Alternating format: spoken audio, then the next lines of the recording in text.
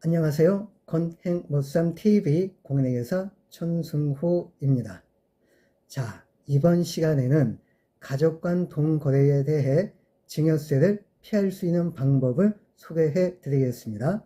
그리고 마지막 부분에서는 차용증이 없어도 증여세를 피할 수 있는 방법을 마지막 부분에 소개해 드리도록 하겠으니 마지막 부분까지 시청 꼭 부탁드립니다.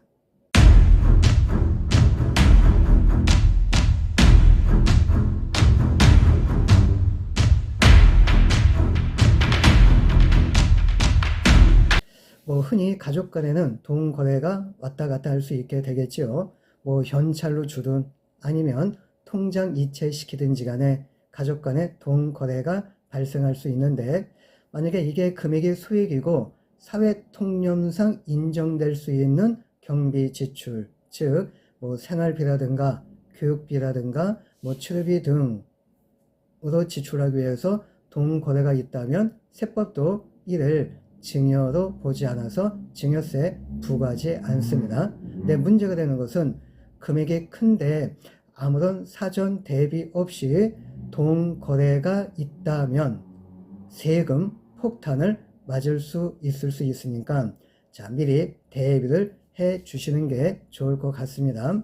왜냐하면 가족 간 동거래에 대해서 나중에 세무서가 증여세 부과시키고자 할 때 납세자가 아니다, 이건 증여가 아니야, 서로 돈을 빌려주고 돈을 빌린 것이지 증여가 아니다, 아무리 이렇게 주장을 해도 이게 받아들여지지 않을 수 있게 되겠습니다. 왜냐하면 이 동거래가 증여가 아니고 서로 돈을 빌려주고 돈을 빌린 것이다 라는 입증은 세무서가 하는 것이 아니고요, 납세자가 하는 것인데, 만약에 이게 돈을 빌려주고 돈을 빌린 것이 입증이 되지 않는다면 증여세 세금 폭탄을 맞을 수 있을 수 있는 겁니다. 그래서 사전에 미리 대비를 해주시는 게 좋을 것 같습니다.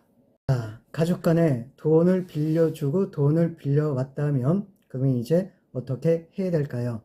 이때 이제 많이 사용하는 방법 중에 하나가 차용증을 작성을 하는 것인데, 차용증만 작성을 한다고 해서 과연 끝날까요? 아닙니다.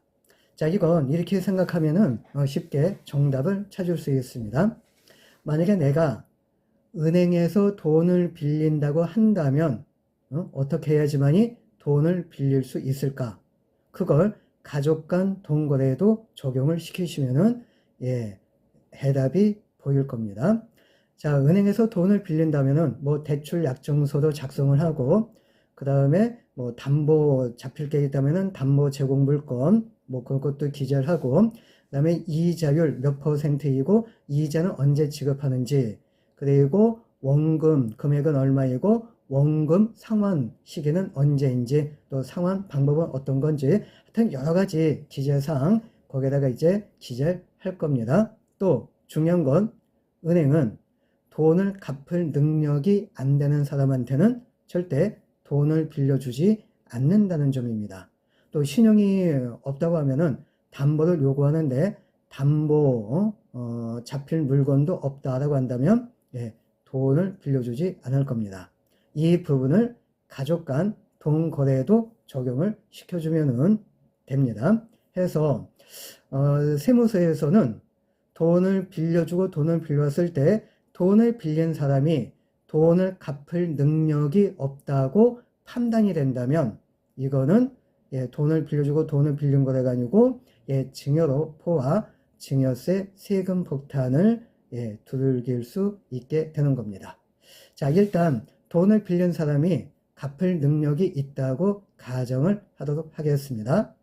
그 다음 단계는 실제 돈을 빌려주고 돈을 빌린 사실을 또 입증을 해야 되겠는데요. 이거에 대한 가장 기본적인 내용은 바로 차용증 작성이 되는 것입니다. 이젠 차용증을 작성하는 방법에 대해 한번 살펴보겠습니다. 차용증에는 기본적으로 아래와 같은 내용이 기재가 되어야 됩니다.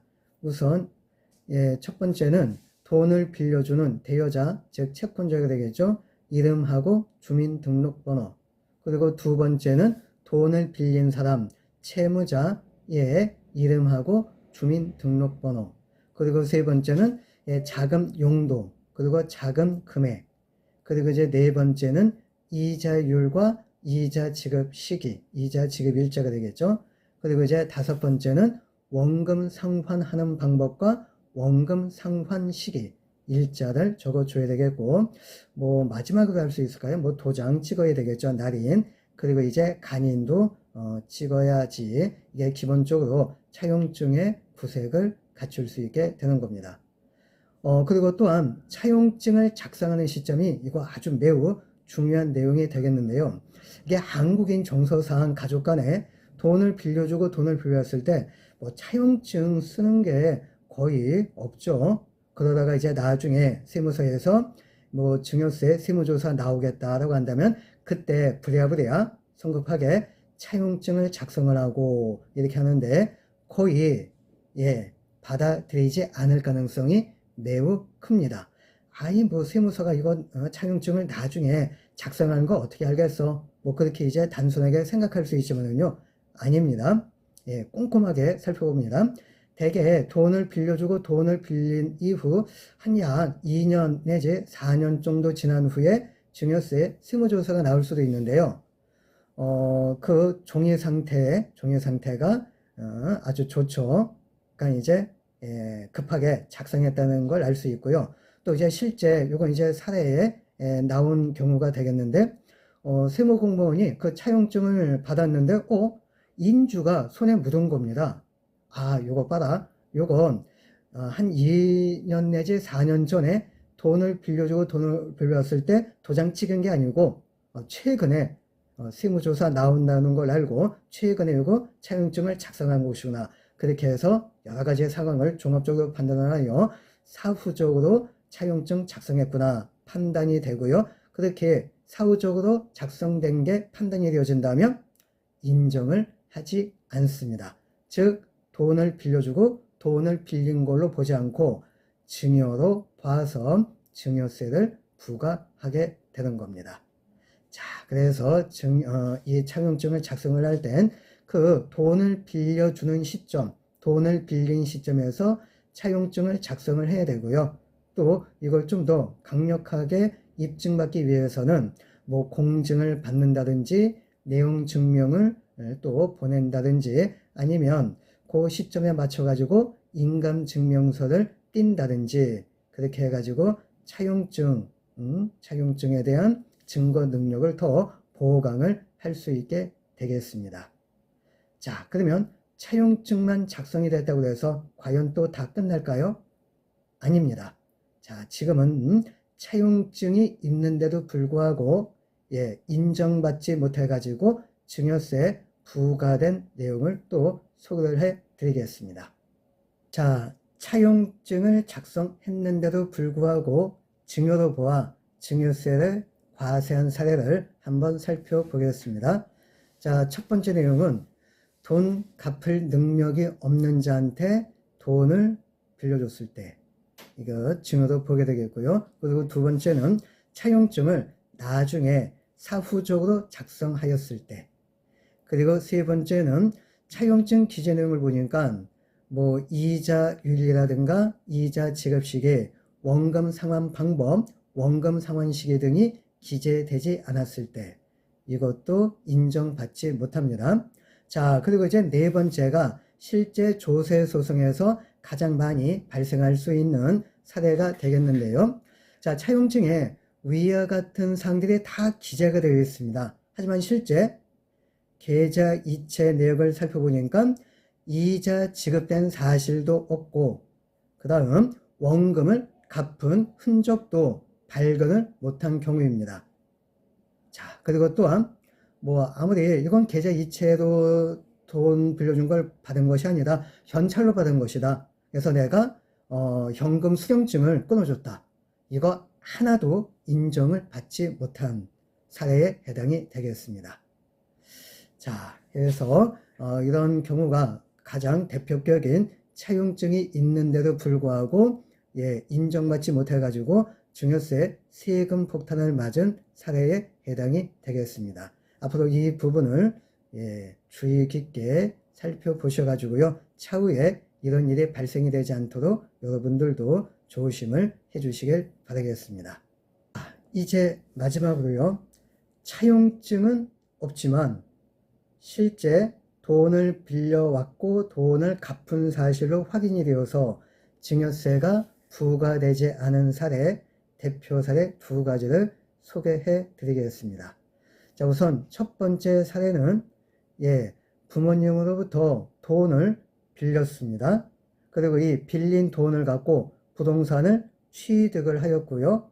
이제 취득한 부동산을 담보 잡혀서 은행으로부터 대출을 받았습니다. 그리고 이 대출 받은 돈을 갖고 부모님한테 빌린 돈을 갚은 경우, 그래서 이와 같은 자금 흐름 거래는 통장 거래 내역이라든가 아니면 대출 약정서 등에 의해서 확인이 되어서 이거는 실질적으로 돈을 빌려주고 돈을 빌려왔다. 그리고 이제 상환을 했다. 확인이 되어서 증여세 부과되지 않은 사례에 해당이 되겠습니다.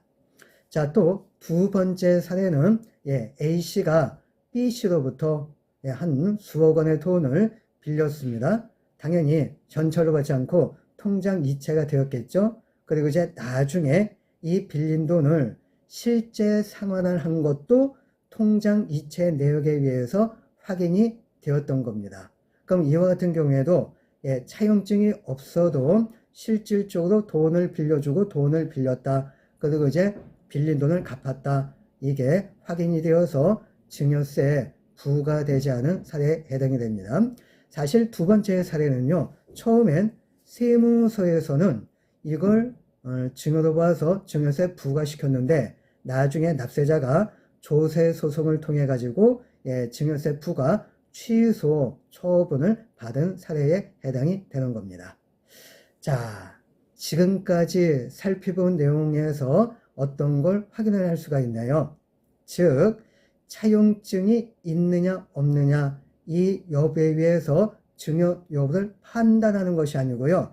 실제 통장 이체 거래 내역 등에 의해서 실질적으로 돈을 빌려왔고 빌린 돈을 갚았느냐 이 내용에 의해서 증여다 아니다. 이 사실 여부를 파악을 한다는 게 핵심적인 부분이라고 할 수 있게 되겠습니다. 자, 오늘 제가 준비한 내용은 여기까지가 되겠고요. 다음 주제는 실제 이제 돈을 빌려주고 돈을 빌린다면 이자가 발생이 되겠죠.